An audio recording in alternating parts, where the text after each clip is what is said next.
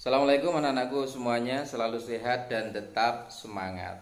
Jangan lupa untuk senantiasa mengerjakan sholat berjamaah di awal waktu, mengaji setiap hari, dan senantiasa mengedepankan sifat akhlakul karimah.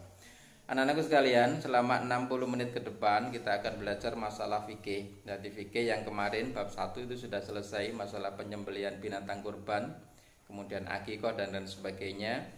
Dan untuk pagi hari ini kita akan belajar bab 2, yaitu masalah jual beli dan juga riba. Karena itu kita baca bismillahirrahmanirrahim, pelajaran kita mulai. Fikih bab 2 kelas 9 semester 1, ketentuan jual beli, khiyar, qirot, dan larangan riba.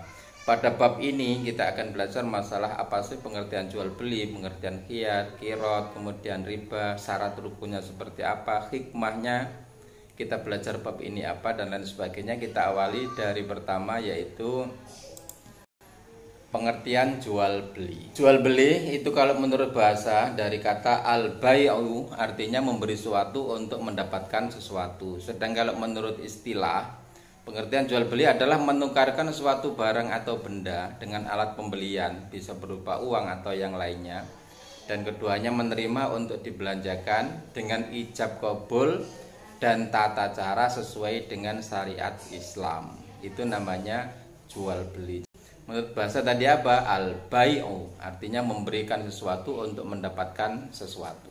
Kemudian untuk rukun jual beli sendiri, yang pertama, paling tidak setidaknya orang jual beli itu harus ada 5 faktor ya, yang menjadi rukun jual beli. Yang pertama adalah ada penjual, sing dodolan iku ono. Sing kedua ada pembeli, jadi ono sing dodol, ono sing nuku. Yang ketiga adalah barang yang dijual, apa itu berupa buku, kitab, pulpen, laptop, dan lain sebagainya. Barang yang dijual itu nampak. Yang ketiga adalah alat untuk menukar. Dalam hal ini bisa berbentuk uang atau mungkin tukar menukar barang, barter dan lain sebagainya. Itu juga bisa dikatakan jual beli.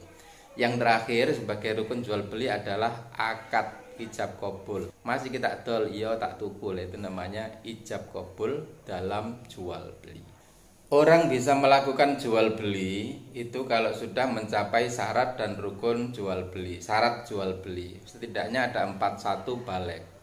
Jadi wong sing dodolan itu sudah harus dewasa, wis baligh. Anak-anak kecil di bawah umur nggak oleh dodolan, nggak sah. Kemudian berakal sehat, orang gendeng, orang sampel, orang stres nggak boleh jual beli. Yang boleh jual beli itu adalah orang sehat. Kemudian sifatnya bukan pemborosan, harus dihemat, apalagi seperti suasana pandemi seperti ini. Yang ketiga adalah suka sama suka, tidak ada paksaan dari pihak manapun. Nah itu 4 itu, baligh, berakal sehat, tidak pemboros, kemudian saling rela, saling suka, itu adalah syarat sah jual beli. Di samping ada rukun dan syarat jual beli, juga ada syarat sah barang yang dijual belikan. Jadi enggak semuanya barang itu bisa ditol. Ada syarat dan rukun, diantaranya adalah benda itu harus suci, ya, tidak ada najis, tidak haram, dan lain sebagainya. Kemudian benda yang dijual itu harus ada nilai manfaat. Yang ketiga milik sendiri. Nah milik sendiri bisa hasil kita membeli atau mungkin dikasih orang, warisan, dan lain sebagainya, bukan barang curian dan lain sebagainya. Itu sudah menjadi syarat sah barang yang dijual belikan. Yang kelima, jelas dan dapat dikuasai oleh penjual maupun pembeli. Jadi kalau oleh misalnya nuk burung nuk langit itu tak dol ya, nggak bisa dikuasai, lah itu nggak boleh. Yang keenam adalah kadar, jenis, sifat maupun harganya itu jelas. Jadi nggak boleh membeli kucing dalam karung, barang nggak jelas ditol, itu nggak diperbolehkan. Dan uang tuku, uang beli, uang jual, orang beli itu bisa tidak sah karena beberapa faktor. Yang pertama, jual beli yang tidak sah karena kurang syarat dan rukunnya. Syarat dan rukunnya apa? Tadi ada baligh dan lain sebagainya. Itu tadi syarat dan rukunnya, semuanya harus terpenuhi. Yang kedua, jual belinya tidak sistem ijon. Sistem ijon itu seperti mangga, sek kembang, durung ketok woi, tapi itu sudah dijual. Nah itu nggak boleh. Atau mungkin tambak sing baru masukkan nener kemudian dijual. Nah itu kan nggak jelas, nggak boleh. Yang ketiga, jual beli anak binatang ternak yang masih dalam kandungan. Sapi ini meteng gede, lagi meteng didol, itu nggak boleh. Yang keempat, jual beli sperma binatang jantan ini juga tidak diperbolehkan, tidak termasuk jual beli yang tidak sah. Kemudian jual beli barang yang belum di tangan. Yang keenam, barang yang dijual itu bukan barang najis. Ada lagi jual beli yang sah tapi dilarang. Di antaranya satu, jual beli pada waktu sholat Jumat, itu nggak boleh. Yang kedua, jual beli barang dengan niat untuk ditimbun. Waktu ini barang langka, kemudian beli yang banyak ditimbul, itu tidak boleh, dilarang. Atau jual beli barang dengan menghadang orang di pinggir jalan. Wong jane nang pasar, nang tengah jalan didang. Tujuannya apa? Supaya penjual ini tidak mengetahui harga pasar. Ini juga tidak boleh. Jual beli barang dengan menipu, ini juga tidak boleh. Atau jual beli alat-alat yang digunakan untuk maksiat, itu juga jual belinya sah tapi dilarang menurut syari. Kemudian kita beralih pada hikmah jual beli. Jadi hikmah jual beli itu sebenarnya apa saja? Itu diantaranya adalah menata struktur kehidupan masyarakat, itu hikmahnya. Kemudian masing-masing pihak merasa puas, terus dapat terhindar dari barang yang haram karena mencuri dan lain sebagainya. Jadi disahkan melalui jual beli. Yang keempat, mendatangkan rahmat dari Allah. Jadi dengan jual beli itu rahmat dari Allah ini bisa datang. Jual beli ini dapat membangkitkan semangat kerja. Jadi ini ketok badina akeh, tadi ini ngoyo semangat. Nah itu diantara hikmah jual beli. Sekarang kita belajar masalah pengertian khiyar. Khiyar itu juga seperti jual beli. Khiyar itu menurut bahasa. Kalau menurut bahasa khiyar itu memilih yang terbaik, pilih-pilih sebelum supaya tidak sampai kecewa di belakang hari. Menurut istilah, hak untuk memilih, meneruskan atau membatalkan proses jual beli, nah itu namanya khiyar. Macam-macam khiyar itu ada 4. Ada khiyar majelis, yaitu proses memilih pada saat masih di lokasi. Jadinya masih di lokasi itu bisa terjadi khiyar. Khiyar semacam itu, memilih-milih pada waktu di lokasi, itu namanya khiyar majelis. Yang kedua, khiyar syarat. Khiyar syarat itu proses memilih dengan syarat tertentu. Mas, aku beli sepatu ini ya, nanti kalau misalnya anakku nak omah sepatu ini gak cukup tak balik. Nah itu namanya dengan syarat tertentu. Ada khiyar aib. Khiyar aib itu proses memilih karena barangnya cacat. Kemudian ada juga khiyar ru'yah. Khiyar ru'yah itu proses memilih karena barang yang tidak jelas. Itu namanya khiyar ru'yah. Nah, kenapa mesti ada khiyar? Tujuannya adalah yang pertama untuk menghindari penyesalan kedua belah pihak. Yang kedua, memperkecil kemungkinan penipuan. Yang ketiga adalah meningkatkan sikap kehati-hatian.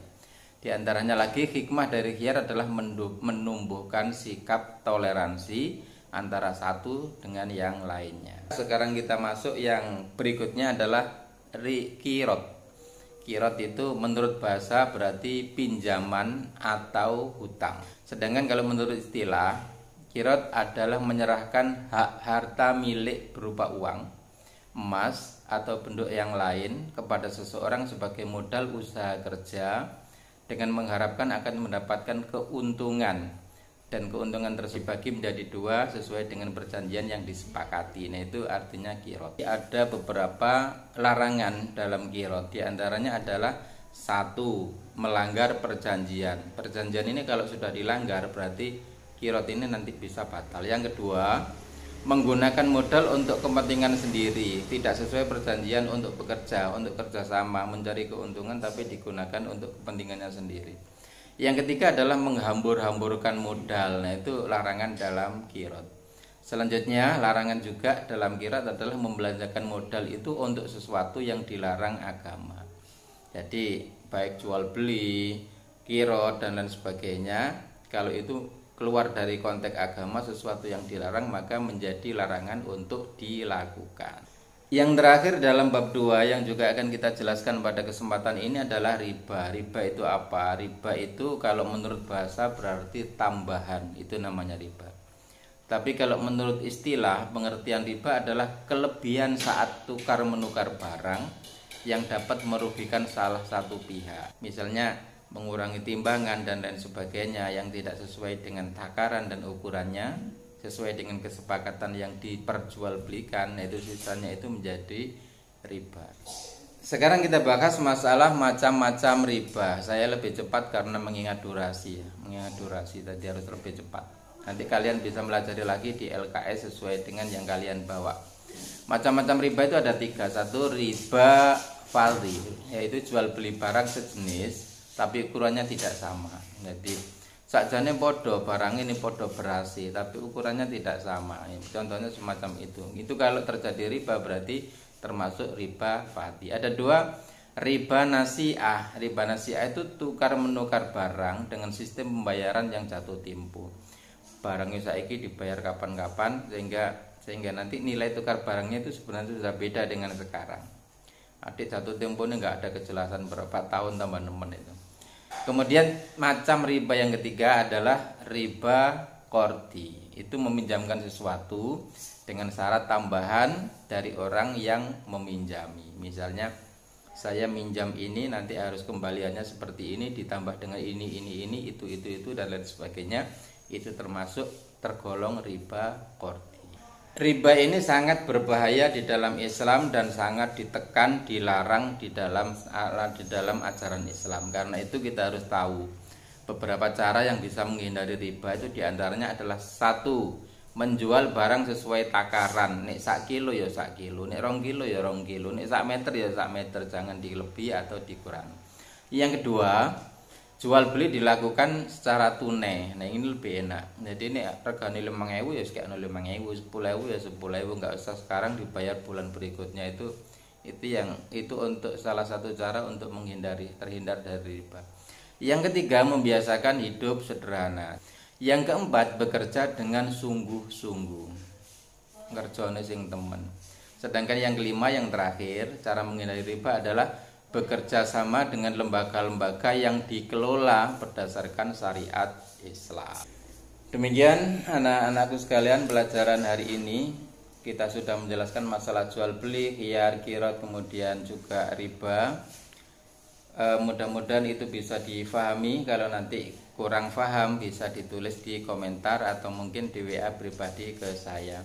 Mudah-mudahan apa yang kita pelajari dalam beberapa saat ini menjadi ilmu yang bermanfaat. Sampai bertemu pekan depan. Wassalamualaikum warahmatullahi wabarakatuh.